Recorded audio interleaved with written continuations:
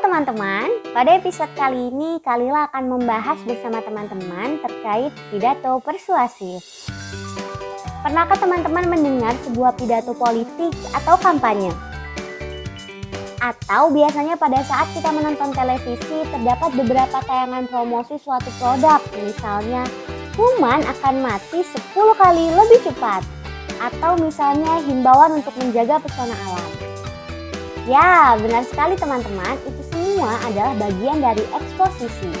Seperti yang sudah pernah kita pelajari sebelumnya, eksposisi digunakan untuk meyakinkan pembaca atau pendengar dengan menyajikan argumen dari satu sudut pandang saja. Tujuannya untuk meyakinkan orang lain untuk melihat suatu persoalan hanya dari sudut pandang tersebut. Nah, pidato persuasif yang akan kita bahas pada hari ini adalah salah satu bagian dari eksposisi. Pidato persuasif bertujuan untuk meyakinkan audiensi untuk melakukan sesuatu. Apakah kita ingin agar orang tersebut ikut dalam pemilihan presiden misalnya, atau berhenti merokok, atau berhenti mengotori bumi, atau bahkan mengubah pikiran orang terkait sebuah persoalan penting. Atau kita juga bisa menggunakan pidato persuasif ini untuk mengajak orang lebih peduli terhadap sesuatu. Pidato persuasif merupakan cara yang efektif untuk mengubah audiensi teman-teman. Nah, sebuah pidato persuasif dimulai dengan suatu pendahuluan pernyataan posisi yang memberikan pendapat atau sudut pandang dari pengarang. Bagian berikutnya adalah serangkaian argumen logis. Serangkaian argumen logis ini meyakinkan audiensi mengapa posisi itu diambil. Kemudian simpulan memperkuat atau menyimpulkan pandangan dari pengarang. Ada banyak unsur agar pidato persuasif ini berhasil untuk disampaikan teman-teman.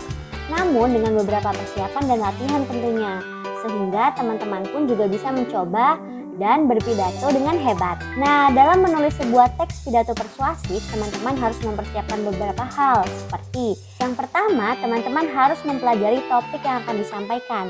Hal ini sangat penting. Jika teman-teman tidak terlalu paham tentang topik tersebut, teman-teman bisa melakukan sebuah kajian atau belajar sebanyak mungkin terkait hal-hal yang berkaitan dengan topik tersebut.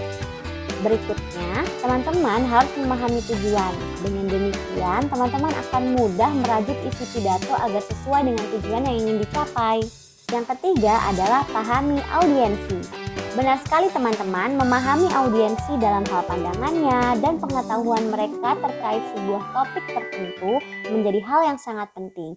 Ini juga akan mempengaruhi isi pidato teman-teman, di mana audiensi yang sedikit pengetahuannya tentang topik tersebut memerlukan latar belakang informasi topik dan bahasa yang lebih sederhana untuk mudah dipahami. Sedangkan audien yang sudah paham tentang topik tersebut akan merasa bahwa pidato kamu membosankan. Mereka membutuhkan informasi yang lebih baru atau lebih detail. Demikian juga audiensi yang mendukung pandanganmu tentang topik tersebut akan lebih mudah diajak untuk berbuat sesuatu. Dalam pidato persuasi, terdapat beberapa cara persuasi yang bisa kita lakukan teman-teman. Misalnya etika, kita bisa menggunakan pendekatan etika. Kemudian emosi, kita bisa menggugah perasaan audiensi. Kemudian logika, kita bisa menyampaikan argumen-argumen yang masuk akal. Sekian video penjelasan pada hari ini, sampai jumpa pada video berikutnya. Bye-bye.